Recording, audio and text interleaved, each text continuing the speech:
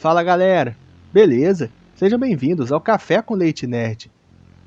Galera, eu sei que o tema desse vídeo é bem espinhoso, e eu relutei bastante para abordar ele aqui no canal. Mas é um tema que eu noto que causa uma certa curiosidade nos inscritos fãs de Berserk aqui no canal, e volta e meia alguém me pede para falar disso, e aí eu finalmente tomei coragem para falar. Então vocês bem que podem retribuir essa coragem toda deixando o like nesse vídeo, se inscrevendo no canal se ainda não for inscrito, e também compartilhando esse vídeo com os amigos de vocês que gostam de Berserk. Dê essa recompensa pra minha coragem aí, gente. Isso aqui é por vocês. Antes de começar a falar do tema em si, uma coisa precisa ficar clara. O objetivo desse vídeo é falar única e exclusivamente de Berserk, uma obra fictícia. Então não levem essa discussão para uma perspectiva real, beleza? Tudo que vai ser analisado e dito aqui vale para a obra Berserk, para a construção da trama da obra. Outra coisa que precisa ficar claríssima é que eu não vou expor a minha opinião pessoal durante esse vídeo. Eu vou simplesmente dizer o que eu percebi e entendi desse momento depois de ler e reler ele friamente. Só lá pro final do vídeo que eu vou dizer o que eu penso disso tudo de forma geral. E obviamente, como vocês podem ver, a edição desse vídeo vai ser bem genérica, já que eu não vou pôr as imagens do acontecimento em questão aqui no vídeo por motivos óbvios. Dito isso, vamos logo falar do elefante na sala. A resposta é sim. Casca, em certa medida, gostou do ato. Agora eu vou explicar tudo para vocês e esmiuçar o assunto. Bom, a primeira coisa que tem que ser deixado muito clara é que no momento em que isso aconteceu, Casca não estava mais completamente sã, e isso é bem perceptível no mangá. Um pouco antes de sofrer essa situação toda com Griffith, Casca tinha passado por uma situação muito traumatizante, onde ela viu monstros eliminando todos os companheiros dela das formas mais brutais possíveis. O que por si só já é muito traumatizante. Mas no caso dela foi além, ela foi atacada por vários monstros, por criaturas completamente bizarras e medonhas. Então, o nível de dor, seja física ou emocional, que ela sofreu naquele momento é simplesmente imensurável. Quando os seres humanos são colocados em uma situação de sentimentos extremos, como medo extremo, dor extrema ou um momento de grande desespero, pode acontecer conosco algo chamado estado de choque. Quando estamos em estado de choque, os sintomas podem ser muitos, como paralisia, incapacidade de falar e outras coisas. E entre os sintomas está a perda do raciocínio. Pessoas em estado de choque podem acabar perdendo completamente ou parcialmente a noção da realidade. Isso eu posso dizer muito bem porque eu já lidei mais de uma vez com pessoas em estado de choque. Então isso aconteceu com a Casca naquele momento. Após sofrer toda aquela situação com os monstros, ela entrou em estado de choque. E lendo a cena isso é visível, já que ela chega a ficar até num estado meio adormecido. Então, resumindo, quando foi tocada por Griffith, Casca já não estava mais completamente sã. Esse é o primeiro ponto que temos que considerar. Outro ponto que temos que considerar é que não é surpresa para ninguém que a personagem tinha uma paixão imensa por Griffith. Isso ficou claríssimo durante todo o arco Era de Ouro. Somente o toque de Griffith para a Casca já trazia a ela um conforto enorme. E mesmo depois de se relacionar com Guts, ela ainda não tinha esquecido completamente sua paixão por Griffith, como foi bem mostrado para nós durante toda a parte do resgate dele em Windham. Quando os monstros acabaram de fazer aquilo com a Casca, ela foi dada a Griffith. Ela não raciocinou exatamente bem sobre o que estava acontecendo. Ela simplesmente reconheceu o toque de Griffith e se entregou àquele sentimento ali. E esse é outro sintoma do estado de choque. O raciocínio é tomado, então tudo que resta é o sentimento, como um medo inexplicável que resulta numa tremedeira que não para, por exemplo. Mas tem muitas outras variáveis disso, como querer ver uma pessoa específica e coisas assim. E no caso dela, já sedada por toda aquela situação, provavelmente ela somente reconheceu o sentimento que ela tinha por Griffith. Ela só reconheceu aquela pessoa que ela tanto ama tocando nela, e se entregou àquele sentimento.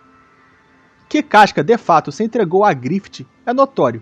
como quando ele tocou em uma certa parte do corpo dela e essa parte se enrijeceu, ou quando ela o beijou de volta, ou também com vários movimentos e caretas que ela fez. Enfim, sem dúvidas houve sim uma certa parcela de prazer ali. E obviamente outra coisa que poderia ser levada em conta nessa situação toda é o charme de Griffith, que como já vimos no decorrer de toda a obra, tem uma espécie de charme sobrenatural que funciona quase que como uma hipnose, onde ele desperta sentimentos inexplicáveis nas pessoas, e dependendo da pessoa, ultrapassa qualquer racionalidade.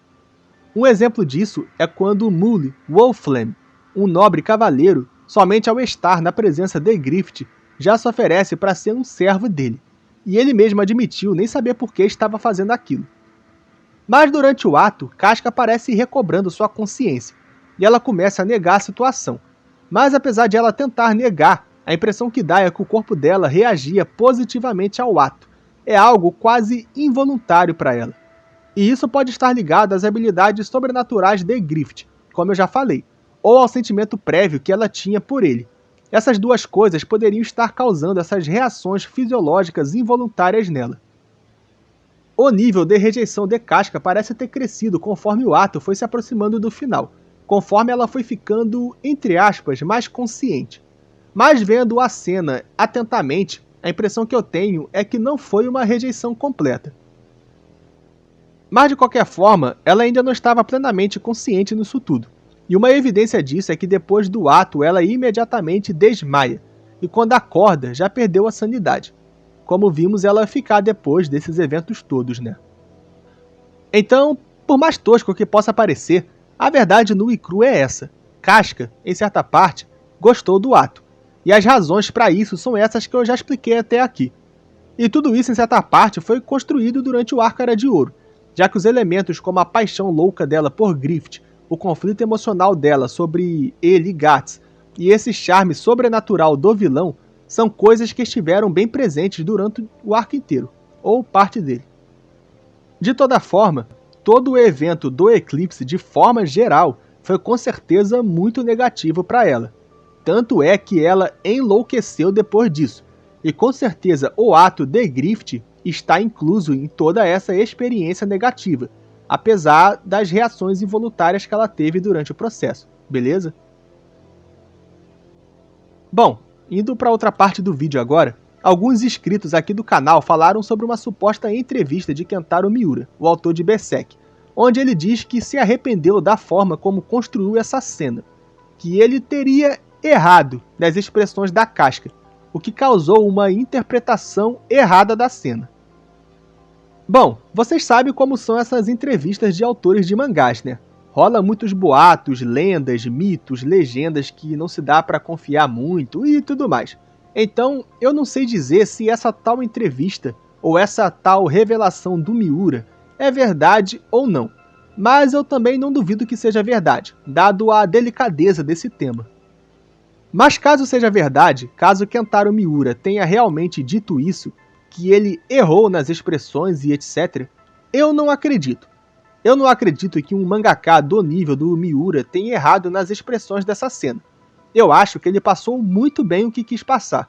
O que eu acredito é que possa ter tido, no máximo, um arrependimento dele em ter construído tal cena. Seja por ter achado pesado demais, por medo de cancelamento e essas coisas. Então eu não sei se a entrevista é real ou não, mas se foi, eu não acredito que o autor tenha de fato errado na cena. Ele no máximo se arrependeu ou por consciência ou por medo. Agora, dando a minha opinião toda sobre esse momento, eu achei sim que o Miura errou bastante a mão no que diz respeito a esses acontecimentos com a Casca no eclipse. Eu nem julgo o fato de ter rolado a cena em si, já que esse ato de Griffith foi importante para a história da obra e desencadeou certas tramas importantes que culminaram até no último capítulo lançado. Mas o que me incomoda foi a quantidade absurda de quadros que teve disso. Fala sério, gente, foi mais ou menos uns 2 capítulos de cena. Precisava de tudo isso?